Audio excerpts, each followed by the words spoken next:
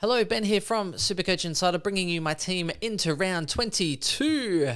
There's 2 rounds to go. I've hit the top 100 for the first time this season, ranked 99th overall with a score of 2,577. Things are getting dire with the whole Cripps scenario, which we'll get into in just a moment. But first, shout-outs, splashvodka.com.au. Go check them out. It's too early in the morning for me to drink today, so hopefully tomorrow night Swizz, Chris, and myself can get up on the line. Also, shout out as well to Manscaped. So, manscaped.com, put in SC Insider 100, get 20% off and free worldwide shipping. We'll give a proper shout out tomorrow night, but you know the deal. Support those that support us. Speaking of support, SC Insider 100, Facebook, Twitter, Twitch, and TikTok. Also, follow us on our audio platforms as well, so Spotify, SoundCloud, Stitcher, you name it. And on the YouTube, search, follow us, subscribe, Supercoach Insider. So there we go. What a good week. Now, I made some pretty good decisions. Now, in the top 100, which I'm extremely happy about, 2 rounds to go. My best ranking, I think, is about 361st, so I'm hoping to kind of hold on for that. So for those that have known me for a little while, I've probably only been playing Standard for a few years now, maybe 4 or 5. Basically, I was mainly a draft player, so I'd play draft. Chris and myself, I've won about 4 draft leagues. Basically, I think it was 3 in a row and a single, or 2 in a row and 2 before that. Chris has won probably all of the other ones bar 1. So that's why we love our draft content. That's why people usually follow us and subscribe for draft content, because we are extremely pretty thorough in that. Now, unfortunately, Chris and I were 1 and 2. I lost to Chris this week. The guy has Laird as captain. Like, how can I compete? And he just absolutely towed me up. So I got knocked out. Chris is now playing this other person in the final. So again, one of us is in the final like pretty much every year. And I'm playing Swizz in the Keeper League Grand Final this week. So that's going to be very interesting. I might even give you a little shout out and run through the teams in our Keeper League as well. If you want, let me know and I can do that for you this week. I have time.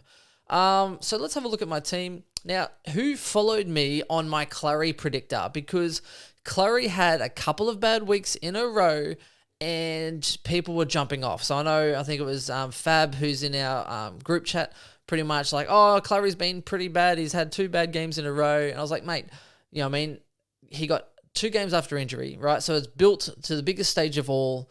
We're talking about Collingwood and Melbourne, large crowd. And Collingwood, I went through this in the pod, Collingwood leak points to midfielders. So I was like, I'm putting the VC on Clary, I'm putting the C on Laird, and that's as easy as it is. Don't mess with a winning formula. So really happy there. You got a 152, which was obviously better than Laird, so that was probably the best captain option for the week. Outside of Dunkley, good luck putting a VC on that. So extremely happy with that. Now, my team has had a few fumblers. Now, Doherty came out with a 124. Could have gone bigger. He was on about 120, and then I think turned it over, got done holding the ball or something, so he lost some points, but still happy with that. Crispy got 100, so with Adams out, I did recommend some people holding Crisp, because I just felt, he's probably one of the only defensive midfielders that they sort of have, so he probably does improve his scoring. So that worked out well. Short was on track. I think he was on about 70, 75 at 3/4 time. Did nothing. Still upsetting me there, Shorty. So, look, I can't do anything. And Dale was very disappointing. So, even with Dale and Short sputting it up, I still managed to get a decent score this week. So, can't complain with that. Had Oliver there. Laird, I still can't believe. He's the highest averaging player, and he's still only he's in 20% of teams now. He was like 12%. So under-owned, so underrated. Probably been the keys to my success. Now, the other good thing I did this week, just gone. So I was looking at it going, okay, well, so I put Cornelio as emergency just because he played early enough. And I had, Stevens and Owens, and they played pretty late. So like Saturday night. So I didn't really have many options to kind of try and loophole. So I was pretty happy with Heaney. So I loopholed Cornelio. He did well. I was like, awesome. Clark could get into my forward line. And I actually emergencyed Brody this week. So it worked out very well, because Brody obviously got a 65 and Heaney got 121. So that's where the loophole can play a nice little advantage for you. If Brody went absolutely huge, I was probably going to take his score instead of Cripps's. And that's what I might have to do this week coming. I might have to put Brody on field and Cripps might miss. So fingers crossed. I know I'm a complete lines nuffy, but I'm also blind to the fact that I'm like, oh no, Cripps will be fine. He had his hands out for the ball. Yeah, not a marking contest, obviously, but it was in the contest. He had his hands out, split second, protected himself. And it's not his fault that he's twice as heavy as Archie. I mean, come on. Archie falls over if Archie snoozes. So, fingers crossed on that one. I think it's either, Chris has been pretty adamant, it's either 0 weeks or 2 weeks because there's nowhere really in between. I'm hoping they kind of say, hey, like even if it is high contact or maybe medium contact, maybe he got knocked out when he hit the ground because he kind of went back. So maybe it's medium contact, high impact. And maybe that, or I think there is a way it can get down to a week. But I do have cover. I'm hoping it's a 0 or a 1 weeker. If it's 2 weeks, then it really does leave me open to a donut. And touch wood, I have yet to have a donut, I think, this season, possibly even last season. So that's where we're at. I don't like donuts. And so I'm trying my best to hold on there. But I guess we will see how that sort of pans out. So, and Darcy stunk it up, man. It was so bad. English and Darcy, it was pretty much enough off. So bad. I actually commented in my chat. I was like, I'm just going to pretend that Witt's only got 100 and that Darcy got a 92, and that'll help me sleep at night. Just round out the average of the rucks, and then I'll be able to sleep at night. So good to see Witt's back up on that train. So doing well there. That's it for my team. I guess the only other benefit is I have Owens that seems to be playing at this current point in time. I think Hanbury doing an ankle probably helps his security, but Billings should be back, I think, this week, hopefully. So it's going to be interesting there. Now, if Cripps gets rubbed out, I lose my bet to Chris. If Cripps gets rubbed out, I lose my bet to Chris. Bloody tongue twister. So I'm very upset there. I expected Cripps to go bigger this week. And I need him to play the next 2 weeks in order to win, basically, or at least one game, and then he comes out against Collingwood, goes on 150, Hewitt's out for the season, or have Hewitt come back in and stink it up. That could also help. Either way, I'm happy. I just need to win. And I need Billings to come back in and average. I think he needs to score 200 and I think it's 12 points over 2 rounds. So that Billings injury on 0 really hurt me.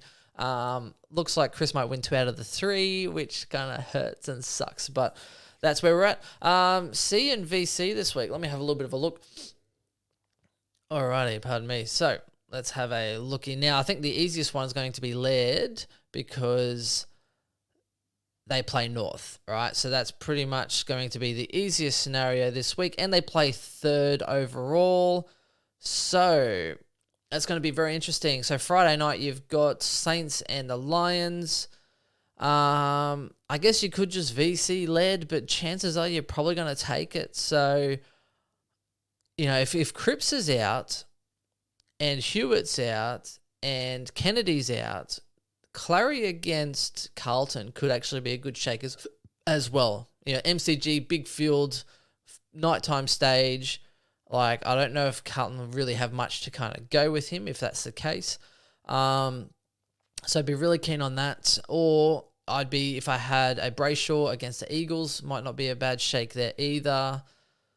And that's pretty much where I'd be sitting at. Now, if Collingwood link points to midfielders, then you would assume Mills might do all right, but he hasn't been dominating lately, so it could be a game where he just blows it out. I wouldn't really be putting a C on him, especially seeing they play late. So for me, I think it's either Laird into Clary, especially if Cripps gets rubbed out.